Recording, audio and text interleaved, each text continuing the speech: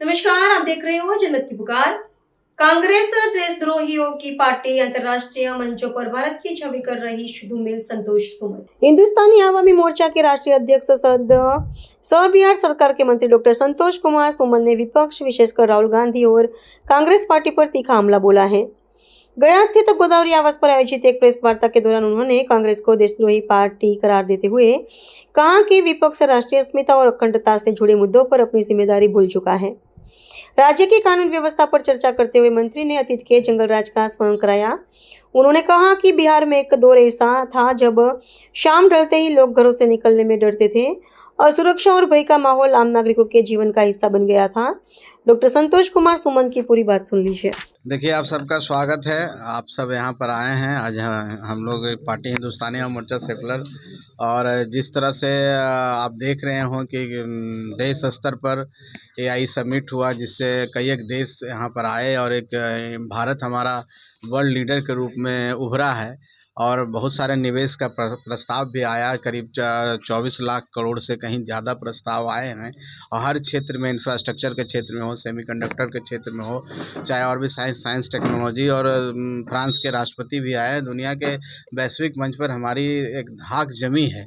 लेकिन आप देख रहे होंगे कि जिस तरह से कांग्रेस के नेता माननीय राहुल गांधी जी और कांग्रेस के द्वारा जिस तरह से इस इतने बड़े वैश्विक मंच पर जो हमारी साख बनी है उसको ख़राब करने के लिए उन लोगों ने जो कोशिश की, जिस तरह से उन्होंने प्रदर्शन किया और जिस तरह से भारत विरोधी नारे लगाया, भारत विरोधी उन्होंने बात की, इससे कहीं लगता है कि जो हमारी कांग्रेस पार्टी है, जो अपने आप को बड़ी पार्टी मानती है, अपने आप को सबसे पुरानी पार्टी मानती है, अब देशभक्ति का जो उनके अंदर जो एक कहती है कि हम देश आज़ाद करने में हमारी भूमिका रही है, अब भारत विरोधी ताकतों के साथ मिल गई है।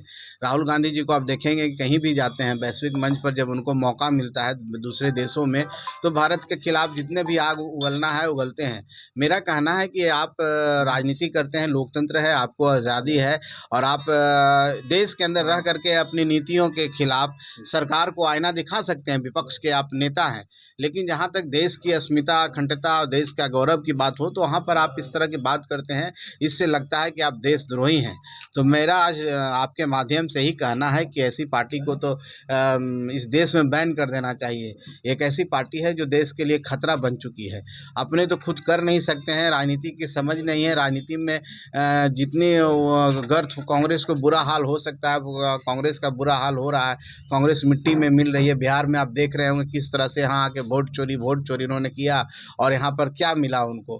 कितने सीट पर लड़े और 5-6 सीटों पर सिमट गए, और जिस गठबंधन में रहे वो गठबंधन भी सही से नहीं कर पाए। वो भी राजद इतनी बड़ी पार्टी थी जो 25 सीटों पर सिमट गई। तो इसका मतलब है कि आप देश के विरोध में बोलेंगे, और यहाँ की जनता आदरणीय नरेंद्र मोदी जी जो हमारे प्रधानमंत्री है उनको पसंद करती है, उनको प्यार करती है, और देश के गौरव के लिए वो काम करते हैं। देश को आगे बढ़ाने के लिए डेवलप इंडिया की बात हम करते हैं, सशक्त इंडिया, और हम आर्थिक रूप में आने वाला समय में दूसरी महाशक्ति बनने जा रहे हैं। तो हम 247 में विकसित भारत की कल्पना करते हैं और वो उल्टी बात करते हैं। तो हम समझते हैं कि देश विरोधी है, और जनता आने वाला समय में उनको सबक सिखाएगी। और हम लोग तो भाई यही कह सकते हैं कि अभी भी सुधर जाइए, अगर नहीं सुधरेंगे तो आपका बहुत बुरा हाल होने वाला है। सर, तेजस्वी यादव का कहना है कि पूरे राज्य में डर का वातावरण है। अब तेजस्वी जी किससे डर रहे हैं मुझे नहीं जानकारी है। आप सबको भी याद होगा, आपको तो ज़्यादा याद होगा कि जिस समय वो शासन था जिसको जंगल राज कहा जाता था, हम लोग 5 बजे के बाद घरों से निकलते नहीं थे, हमारी बेटियां निकलती नहीं थी। और यहाँ पर एक अलग अलग एक डिपार्टमेंट चलता था जिसको हम समझते हैं किडनैपिंग डिपार्टमेंट कहते थे। हर जगह उनके एक पोषण एक लोग रहते थे, उनके द्वारा पोषित एक लोग रहते थे हर ज़िले में, जो कि हर तरह का रैंसम की बात हो, किडनैपिंग की बात हो, तरह तरह का काम करते थे। और लोगों में एक डर का व्याप्त माहौल था। थाने में क्रिमिनल्स बैठे करते थे। तो वो वो दिन शायद वो भूल गए जहाँ नरसंहारों का दौर था। आज जब माननीय नीतीश कुमार जी हमारे मुख्यमंत्री हैं, जब उस दौर से बाहर निकाले हैं और हम शांति, समृद्धि और उद्योग की बात कर रहे हैं, तो वो कह रहे हैं डर की बात कर रहे हैं। अरे इतना ही अगर आप अच्छी सरकार और आपके अंदर इतनी अच्छी सोच है तो जनता आप पर विश्वास करती। लोकतंत्र में तो जनता का ही आशीर्वाद सबसे बड़ा है, जनता का वोट का बहुत बड़ा महत्व है। जनता किसके साथ है?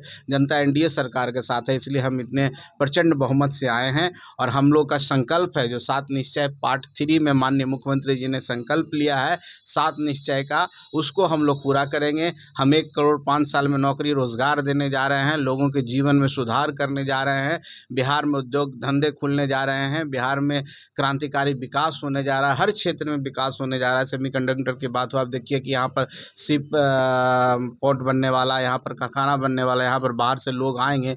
जिस तरह से गंगा नदी हमारी जो हमारी पवित्र नदी है, उसको हम लोग वहाँ से लोग आ कर के और मालवाहक जहाज आएंगे, यहाँ पर एक्टिविटी होगी और बिहार विकसित होगा, बिहार में पलायन कम होगा। तो हम तो बिहार को आगे बढ़ाने की बात कर रहे हैं, लेकिन उनको इस तरह का लगता है।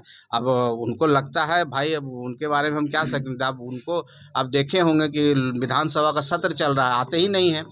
आते हैं महीने 10 दिन पर एक दिन आते हैं, कुछ ऐसी चीज़ बोल के चल जाते हैं जो आप फूहड़ बोलेंगे तो निश्चित तौर पर वो भी चलेगा।